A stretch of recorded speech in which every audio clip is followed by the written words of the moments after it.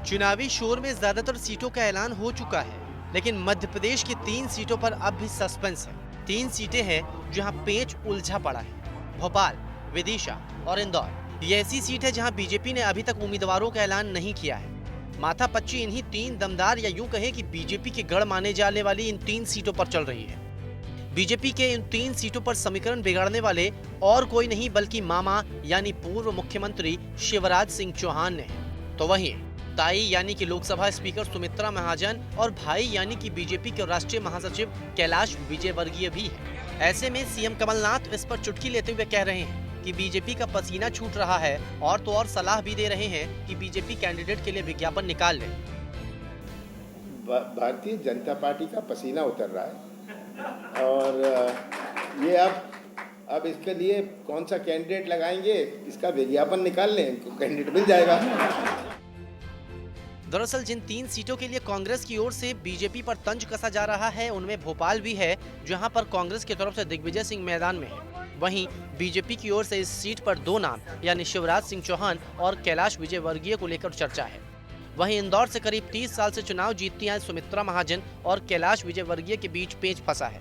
तो वहीं विदिशा सीट पर पूर्व मुख्यमंत्री शिवराज सिंह चौहान की पत्नी साधना सिंह का पेच फंसा हुआ है।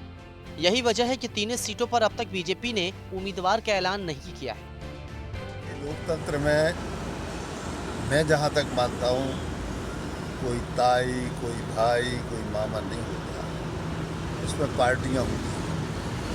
भारतीय जनता पार्टी के सभी सदस्य के बारे में आप इज्जत कर रहे हैं, या आप बगैर नाम के आप जिनके बारे में आप उल्लेख कर रहे हैं, लेकिन चूंकि ये विशेषण उनके साथ में जुड़ चुके हैं इसलिए मैं समझ रहा हूँ। लेकिन अंतिम सत्य है पार्टी, चुनाव चिन्ह और पार्टी का नेतृत्व। नरेंद्र मोदी जी हमारे नेता हैं, भारतीय जनता पार्टी हमारी पार्टी है। इस कारण से मैं सिर्फ एक बात कहना चाहता हूँ, व्यक्तियों का महत्व नहीं होता।